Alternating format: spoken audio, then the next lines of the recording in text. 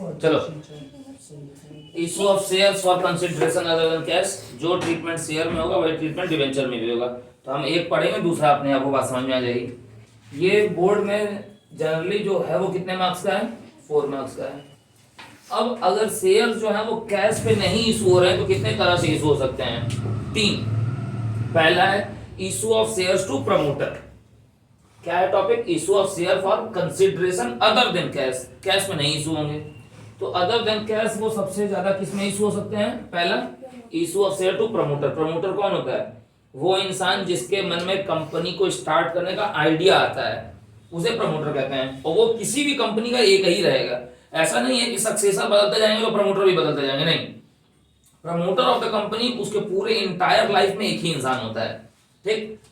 तो पहली एंट्री बनेगी तुम्हारी इनकॉर्पोरेशन कॉस्ट या इनकॉर्पोरेशन एक्सपेंसेस टू प्रमोटर, और दूसरी एंट्री बनेगी अगर वो शेयर्स इशू पे पार पे हैं तो प्रमोटर टू शेयर कैपिटल, ये पार की एंट्री हो गई, ठीक। और अगर वो शेयर्स प्रीमियम पे हैं तो promoter debit to share capital to securities premium भी ऐड कर लो। तो ये एंट्री किसकी होगी सर?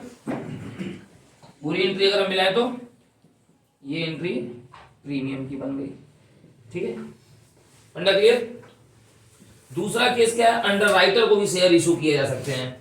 अंडर राइटर को इशू किए जाएंगे।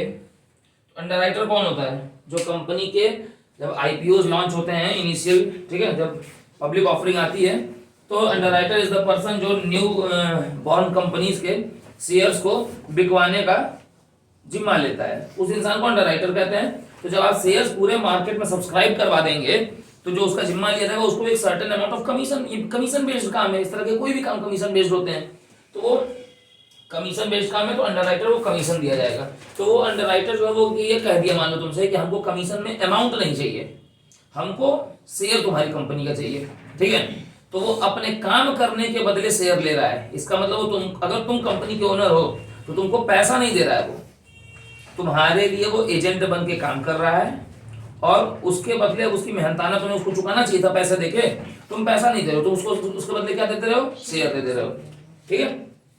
तो underwriting commission to underwriter और underwriter debit to share capital अगर पार पे रहेगा तो, और अगर प्रीमियम पे होगा तो to securities premium. Under clear? ये 2 केस हो गए। केस नंबर 3 जो एग्जाम में सबसे ज्यादा आता है, हालांकि अगर प्रमोटर भी आएगा तो वो 6 नंबर के क्वेश्चन में या 4 नंबर के क्वेश्चन में ऐड कर लेगा। ये दोनों केसेस सेपरेट नहीं होंगे, या तो इसी केस के साथ ऐड कर लेगा और या तो 6 नंबर के बड़े क्वेश्चन में प्रमोटर वाला या अंडर राइटर वाला अलग से ऐड कर लेगा। और थर्ड केस है issue of share to vendor. Vendor किसे कहते हैं? वेंडर इज द पर्सन जिससे हम उधार में खरीदते हैं क्या? गुड्स। अगर गुड्स जिससे उधार में खरीदते हैं वो क्रेडिटर होता है। तो वेंडर कौन होता है? जिससे हम एसेट खरीदते हैं। तो for purchase of a business, यहाँ पे गलत लिख दिया, बिजनेस नहीं होगा, यहाँ पे होगा। इसमें 2 केसेस हैं। पॉइंट नंबर 1 में 2 केसेस हैं, ए और बी। ये बिजनेस नहीं होगा, यहाँ पे होगा for purchase of an asset, ठीक। अब वो एसेट मान लो खरीद रहा है, तो अगर वो एसेट खरीद, 2 केस, क्लॉज नंबर 1 क्या है? For purchase of an asset, और क्लॉज नंबर 2 अगर हम सीधे रनिंग बिजनेस खरीद लें। क्लॉज नंबर 2 जो है बी वाला जो क्लॉज है यही सबसे ज्यादा आता है। अगर सिर्फ वो एसेट खरीद रहा है तो सन्ड्री एसेट डेबिट, उस एसेट का नाम डेबिट टू उस इंसान का नाम जिससे खरीद रहे होगा, ठीक। मान लो ABC company limited purchased a machinery of ₹5 lakh from XYZ company limited, तो एंट्री क्या बनेगी? दोबारा सवाल बोल रहा हूं, ABC company limited purchased a machinery of ₹5 lakh from XYZ company limited, machinery debit to XYZ बनेगी जिससे हमने खरीदा, एबीसी नहीं जाएगी। ये बच्चे गलती करते हैं। दूसरा केस, अगर हमने रनिंग बिजनेस ही खरीद लिया, रनिंग बिजनेस का केस थोड़ा बड़ा है। क्यों? ये अभी अब इधर का अपन मिटा देंगे, इस केस को इधर लेकर ट्रांसफर करेंगे। रनिंग बिजनेस में आप सिर्फ एसेट नहीं खरीदते हैं, हम जब पूरा बिजनेस खरीदेंगे तो तुम्हारे एसेट भी मेरे हो गए और तुम्हारी लायबिलिटीज भी। तो हमको सबसे पहले क्या निकालना होता है? Calculate the amount of net asset, ठीक। अब मैंने अगर आपका बिजनेस खरीदा है, मान लो जिसमें एसेट जो है वो मैंने आपके पूरा बिजनेस खरीद लिया, तो आपके पूरे बिजनेस में जो एसेट मुझे मिले वो 15 लाख के मिले, ठीक। और लाइबिलिटीज जो है आपके बिजनेस की, क्रेडिटर वगैरह, बिल्स पेबल वगैरह, वो 3 लाख की हैं। तो ये बताओ मैंने, मेरे नेट एसेट कितने हुए, मैंने कितने का नेट खरीदा है? 12 लाख ना, 15 माइनस 3 होगा ना, ये है नेट एसेट। अब जब आप नेट एसेट निकाल लोगे, नेट एसेट ऐसे निकलता है total asset minus total liabilities. Total liabilities किसे कहते हैं? एक्सटर्नल लाइबिलिटीज को कहते हैं, ठीक। अब इसमें दो केस है, अब ये दो, ये मिटाऊंगा अभी, फिर ये दोनों केसेस को इसी एग्जांपल से हम सेट करेंगे। इसको नोट कर लो, फिर इसको चलते हैं आगे। चलो इधर देखो, अभी अपन यहाँ पे दो बातें लिखे हैं, ठीक है, वो यहाँ पे देखते हैं। परचेस कंसिडरेशन अगर मोर देन नेट एसेट होगा तो, और अगर purchase consideration less than net asset होगा तो। अगर मोर देन होगा, सिंगल स्टार है, तो सर उसमें गुडविल अकाउंट रेज होता है। कौन सा अकाउंट? गुडविल अकाउंट रेज होता है, और गुडविल का नेचर होता है डेबिट, ठीक। अगर लेस देन होता है तो जो अकाउंट रेज होता है उस अकाउंट को बोलते हैं सर बैलेंसिंग फिगर के लिए कैपिटल रिजर्व अकाउंट, और इसका जो होगा वो होगा क्रेडिट, ठीक। अब इधर देखो, टोटल एसेट है, अभी वही बात कर रहे थे, total asset of the business है 15 लाख, एक्सटर्नल लायबिलिटी है 3 लाख, ठीक है। तो आपने सबसे पहले क्या निकालना है? Calculate net asset. Net asset कैसे निकलेगा? नेट एसेट निकलेगा is equal to 15 lakh minus 3 lakh, ठीक है। नेट एसेट आ गया 12 लाख का। इसको नेट एसेट कह सकते हो या नेट वर्थ भी इसको कह सकते हो, ठीक है। अब इधर देखो, परचेस कंसिडरेशन, मैंने आपका बिजनेस कितने का खरीदा है? आपका बिजनेस जिसमें जिसकी एसेट है 15 लाख, लायबिलिटीज है 3 लाख, तो मैंने मतलब आप मेरे हिसाब से आपका बिजनेस होना कितने का चाहिए? 12 लाख। मैं आपको दे कितना रहा हूं? ये 3 इसके क्लॉजेस हैं। क्लॉज नंबर 1, जब मैं इक्वल अमाउंट पे करूं, ठीक है, when net asset is equal to purchase consideration, ये इसका जिक्र यहां नहीं है। Clause number 2, when purchase consideration is more, यानी कि 13 लाख, मैं आपको चुका रहा हूं 13 lakh, purchase consideration is more than net asset, ये वाला, ठीक। यानी कि ये जो इसका केस नंबर 2 है वो ये है, ठीक है।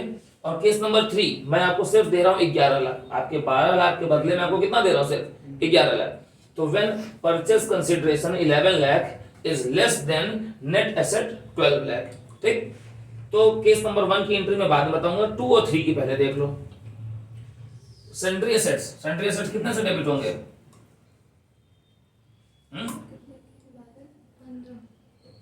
15 लाख ना। 2 यहां पे आप एक्सटर्नल लायबिलिटी को भी लिख लो, 2 एक्सटर्नल लायबिलिटीज। एक्सटर्नल लायबिलिटीज कितनी है सर? 3 लाख। हम केस नंबर 2 की एंट्री कर रहे हैं, ये इस वाले सिंगल स्टार वाले की एंट्री कर रहे हैं, ठीक। Sundry assets debit 15 lakh, external liabilities, और वेंडर को दे कितना रहे हैं? क्रेडिट साइड में कौन सी साइड ज्यादा है? क्रेडिट की डेबिट? कौन सी साइड ज्यादा है? कितने से? 1 लाख रुपए से। वो 1 लाख रुपए बैलेंस करने के लिए किधर लिखोगे? डेबिट साइड है sir, goodwill account debit side आएगा, यही फंडा है। यानी कि जो सेकंड केस है उसमें आपको परचेस कंसीडरेशन आप ज्यादा भी दे सकते हैं, कम भी दे सकते हैं। बी वाले पॉइंट में अगर ज्यादा देंगे तो गुडविल अकाउंट खुलेगा, और अगर कम देंगे तो ये डबल स्टार यहां लगा हुआ है, इसमें कैपिटल रिजर्व अकाउंट खुलेगा। तो आपको पहले रफ पे क्या निकाल लेना है? नेट वर्थ निकाल लेनी, नेट एसेट निकाल लेना है, उसका फॉर्मूला सर यहाँ पे है, ठीक। आ जाइए case number 3, sundry assets debit 15 lakh,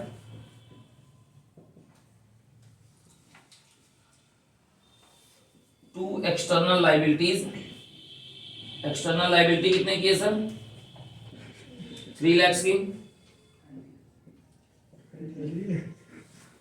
vendor को कितना दे रहा है? 11 लाख। यहां पे देखो थर्ड केस में बोल रहा है वेंडर को दे रहे हैं 11, तो डेबिट कितना है? 15, क्रेडिट कितना है? 14, तो कौन सी साइड कम है? Credit side. कितने से? तो कैपिटल रिजर्व में कितना जाएगा? क्रेडिट में गया। If purchase consideration 11 lakh is less than net asset 12 lakh, तो कैपिटल रिजर्व में वो डिफरेंस आएगा। तो दोनों में से कोई एक ही केस बनेगा, ठीक? या तो मोर देन वाला बनेगा या तो लेस देन वाला बनेगा, दोनों एक साथ नहीं बनेंगे। तो आपको दोनों में से कोई एक की एंट्री करनी होगी। अब ये तो अभी बात खत्म नहीं हुई है, अब तो ये बात हुई कि तुमने परचेस कंसिडरेशन देना कितना है, दे कितना रहे हो। अब मान लो कि केस नंबर 1 या 2 या 3 कोई भी उठाओ, हम उठा लेते हैं मान लो कि केस नंबर 2 कोई, अब बाकी हटा देते हैं। गुडविल अकाउंट रेज हो चुका है, हटा दो। तो हम वेंडर महोदय को कितना दे रहे हैं? 13 दे रहे हैं। तो वेंडर महोदय को हमको 13 लाख के क्या इशू करने पड़ेंगे? शेयर्स। शेयर्स कितने तरह से इशू हो सकते हैं? 2। तो एक एंट्री तुम्हारी बन गई ये वाली, ये केस तो खत्म हो गया ना। एक एंट्री ये वाली बन गई, ठीक? अब दूसरी एंट्री तुमको बनानी होगी सर शेयर्स की। अब अगर शेयर्स पार पे इशू होंगे तो उसका अलग खेल है, और प्रीमियम पे होंगे तो अलग। तो वो चीज इधर लिखने जा रहा हूं, ठीक है? ये नोट कर लो, फिर उसके बाद उसको इधर बताते हैं। चलो इधर देखो, ये हम केस नंबर 2 लेके चल रहे हैं। जब नेट वर्थ थी 12 लाख, हमारा परचेस कंसिडरेशन था 13 लाख, तो 1 लाख रुपए जो एक्स्ट्रा था वो हम गुडविल में डाल दे रहे थे, ठीक है? और गुडविल अकाउंट डेबिट हो जा रहा था। ये गुडविल अकाउंट जो डेबिट हो रहा है ये बैलेंसिंग फिगर की वजह से हो रहा है, ठीक? मतलब कि मैंने आपसे टोटल सामान खरीदा है 12 लाख का और आपको चुका रहा हूँ 13 लाख, तो 1 लाख रुपए ज्यादा चुका रहा हूँ ना। 1 लाख रुपए ज्यादा किस चीज का हम चुका रहे हैं? गुडविल का। सामान आपसे खरीदे थे 12 लाख का और 11 चुका रहे थे, 1 लाख रुपए कम चुका रहे थे ना, तो ये फायदा ही नहीं हुआ हमारा। तो फायदे से क्या बनता है? रिजर्व बनता है, ठीक? तो इस रिजर्व को किस नाम से जाना जा रहा था? Capital reserve. याद रहेगा ये ट्रिक के बेस पे। अब 13 मुझे वेंडर महोदय को देना कितना है? 13 लाख। 13 लाख देने के लिए मेरे पास 2 क्लॉजेज हैं। बंद करो भाई, क्या कर रहा है? 13 लाख के लिए हमारे पास 2 क्लॉजेज हैं, शेयर्स इशूड एट पार और शेयर्स इशूड एट प्रीमियम। अब पार का मतलब है कि हम मान लो कि शेयर उसको इशू करते हैं ₹10 पर शेयर, तो पहले नंबर ऑफ इशूड शेयर निकाल लें। जब एंट्री क्या होगी ये पहले देख लो। तो वेंडर हो जाएगा debit, vendor debit to share capital. Vendor कितने से डेबिट होगा? एक बात दिमाग में बैठा लो, वेंडर उतने ही से डेबिट होगा जितने से वेंडर क्रेडिट हुआ है। बस इतना दिमाग में बैठा लो, परचेस कंसिडरेशन वाले पैसे से जितने से क्रेडिट हुआ है उतने ही से डेबिट होगा। 13 लाख। अब मुझे ये बताओ नंबर ऑफ इशूड शेयर कितने हुए हैं? यहाँ पे मुझे इसका जवाब दो। Number of issued share to vendor, 1,30,000। Number of issued shares to vendor. तो वेंडर को हमको देना था 13 लाख और पर शेयर वैल्यू है 10, तो 1,30,000 शेयर्स हमने वेंडर को इशू किए हैं। फंडा क्लियर सर? यही पूछेगा। आ जाओ प्रीमियम पे आ जाओ। प्रीमियम एंट्री क्या बननी है? वेंडर हो जाएगा डेबिट टू शेयर कैपिटल और टू सिक्योरिटीज प्रीमियम। फंडा क्लियर? To securities premium. अब देखो भैया वेंडर कितने से डेबिट होगा? जितने से क्रेडिट हुआ है, दैट मींस पूरे 13 लाख से। अब दिक्कत ये है कि शेयर कैपिटल को कितने से क्रेडिट करें और प्रीमियम को कितने से करें। उसके लिए नंबर ऑफ इशूड शेयर्स निकाल लिए जाए। तो नंबर ऑफ इशूड शेयर वो कैसे निकलेंगे? 13 लाख देना है और पर शेयर वैल्यू कितनी है? यहाँ पे लिखी हुई है सर, जब शेयर प्रीमियम पे इशू है तो पर शेयर वैल्यू 13 है, जिसमें जब 3 रुपीज का प्रीमियम इंक्लूडेड है 13 में, तो मतलब वैल्यू क्या बनी आपकी? वैल्यू आपकी 10 + 3 बनी ना, वैल्यू आपकी 10 + 3 बनी, ठीक? तो divided by 13 lakh divided by 13 कितना होगा? 1 लाख। यानी कि हमने वेंडर को कितने शेयर्स यहाँ दिए हैं? आप बोर्ड पे देख लो, जब पार पे इशू होते हैं तो ज्यादा शेयर दिए जाते हैं क्योंकि 130 दिए गए हैं, और प्रीमियम पे हमेशा नंबर ऑफ शेयर्स कम होंगे। 13 ही लाख रुपए दोनों में दिए गए हैं, मगर एक में शेयर ज्यादा दिए गए हैं और एक में शेयर कम दिए गए हैं। यहाँ पे 13 लाख रुपए देना था तो ज्यादा शेयर दिए गए, और यहाँ पे 13 लाख रुपए देने हैं तो कम शेयर दिए गए। अब 1 लाख मल्टीप्लाइड बाय शेयर की ओरिजिनल फेस वैल्यू से शेयर कैपिटल क्रेडिट होती है, अभी कल ही बताए थे। फेस वैल्यू तो हमेशा 10 ही रहेगी, तो 1 lakh multiplied by 10 share capital जो हो जाएगा वो 10 लाख से हो जाएगा। जगह खत्म क्या? नहीं खत्म नहीं, चलो एडजस्ट हो जाएगा इतने में, ठीक। और ये हो गया 10 तुम्हारी फेस वैल्यू, कितनी दिल घंटी बज रही है क्या? और ये हो गई प्रीमियम वैल्यू, ठीक। तो सिक्योरिटीज प्रीमियम में आ जाएगा तुम्हारा 3 लाख। फंडा क्लियर? इसको नोट कर लो। कंसिडरेशन अदर देन कैश पूरा 4 मार्क्स का खत्म। हाँ नहीं नहीं स्कूल नहीं